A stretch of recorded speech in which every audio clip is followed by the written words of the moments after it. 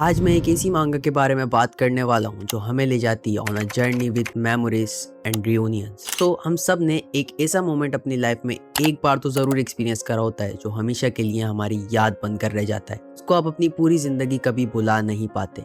That one moment जो आपको पता है कि आप अपनी लाइफ में कभी दोबारा एक्सपीरियंस नहीं कर सकोगे, वो हमेशा के लिए आपकी गुड मेमोरीज का एक हिस्सा बनकर रह जाता है। Sure there are certain awkward things that you did in your life that you can't forget, जो कभी ना कभी आपके दिमाग में एक ऐसे लाइट की तरह जल जाती हैं। But we are not talking about that memories, उनको साइड में रख दो। We are talking about a certain good unforgettable moments, वो पल जहां आपने अपनी लाइफ को अटरली इंजॉय करा हो, वो पल जो आपकी रूह पर एक गहरा प्रभाव छोड़ गया हो। बेसिकली यही है एमानॉन मांगा का essence. A story that teaches you the value of memories and the value of things that you just happen to or come across by chance. But later, वो certain moments ही आपकी लाइफ का unforgettable souvenir बन जाती हैं। Of course, everyone has that one good moment of their life. अब वो memory कुछ भी हो सकती है, because obviously सबकी लाइफ सेम नहीं होती। वो कुछ बहुत छोटी चीज भी हो सकती है या बहुत बड़ी भी।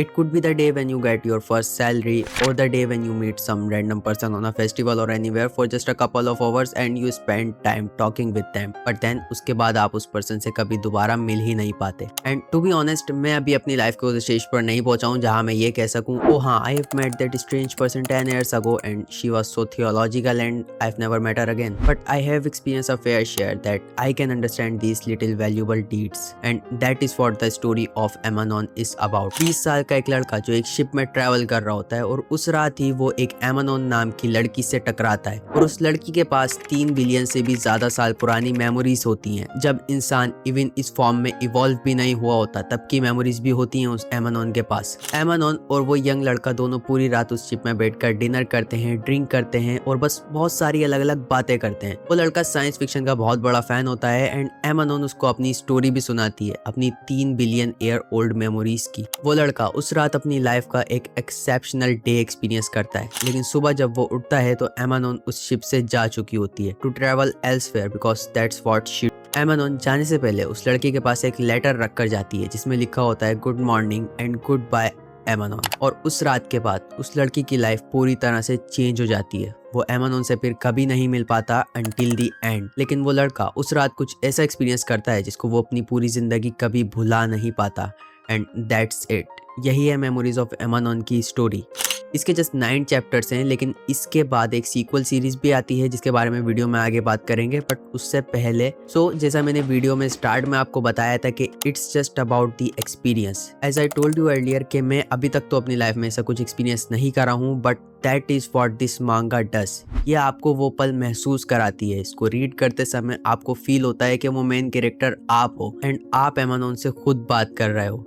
हमें उस लड़की की इतनी तो बैक स्टोरी दे दी जाती है कि आप खुद को उसकी जगह रखकर देख पाते हो। एंड यही कारण होता है कि हमें उस लड़की का नाम तक नहीं बताया जाता एक बार भी, ताकि आप उस लड़की की जगह खुद को इमेजिन कर सको एंड एमानॉन से बात कर सको। मैं इसको रीड करते समय इसमें इतना इन्वेस्ट हो गया था कि एक एक चैप्टर को मैं 30-40 मिनट तक रीड करता रहता था बस। इवन एमानॉन के नाम को आप बैकवर्ड स्पेल करो तो वो बनता है नो नेम, बिकॉज सबको अपनी लाइफ में कभी ना कभी कोई एमानॉन मिलती ही है या मिलता है। इस मांगा का ऑथर मेमोरीज ऑफ एमानॉन के एंड में एक अपनी पूरी स्टोरी भी बताता है कि कैसे उनको अपनी एमानॉन मिली थी। Basically he was telling us his own story, a story of his Emanon. But of course उसमें फिक्शन ऐड की थी उन्होंने, his fantasy of meeting someone that he will never forget for the rest of his life. And ये manga, ये story इतनी raw feel होती है कि आप इसमें पूरा खो सा जाते हो। And that is what this one shot मांगा इज।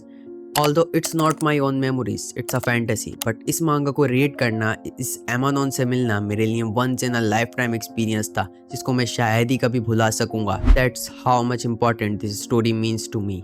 मैं इस मांगा पर वीडियो बनाने का बहुत समय से सोच रहा था, लेकिन मैं इस पर वीडियो बना नहीं पाता था क्योंकि आई नो कि मैं इस मांगा की ग्रेटनेस को, अपनी फीलिंग्स को शब्दों में बयान नहीं कर सकूंगा अच्छे से। But on the other hand I just wanted to let go of my feelings, इसलिए बस जो मन में आ रहा है सब बोलता जा रहा हूँ क्योंकि यही है मेरी रॉ फीलिंग्स एमानॉन को लेकर।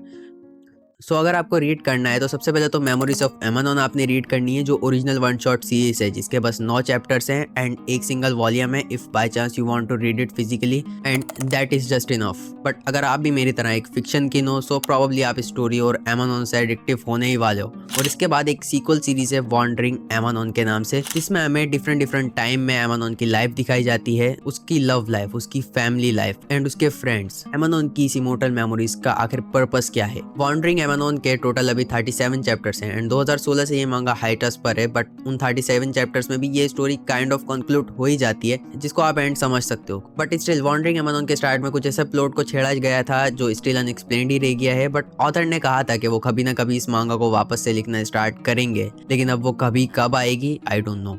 बट अगर मेमोरीज ऑफ एमानोन आपको पसंद आए तो इसको भी चेकआउट कर लेना, बिकॉज इसका आर्ट भाई बस कोई भी स्प्रेड का आप डायरेक्टली बस वॉलपेपर बना सकते हो उसको डाउनलोड करके स्क्रीनशॉट लेकर। It's a masterpiece. Emanon is peak fiction that you have to experience once in your life. But video को एंड करने से पहले ये जरूर बोलूंगा कि होप्स हाई रख के रीड मत करना, बिकॉज मेरा टेस्ट तो ऐसा ही है, वियर्ड सा, मुझे ऐसी चीजें ही पसंद आती हैं। बट एक बार मेमोरीज ऑफ एमानोन रीड जरूर कर लेना, क्योंकि जस्ट 9 चैप्टर्स ही तो हैं, ज़्यादा से ज़्यादा 1 घंटा लगेगा आपको रीड करने में। उसके बाद आकर कमेंट्स में जरूर बताना कि कैसी लगी आपको ये story, because I would love to know that it's not just me जिसको एमानोन पढ़कर ऐसी फीलिंग्स आई, या मैं अकेला ही हूँ बस।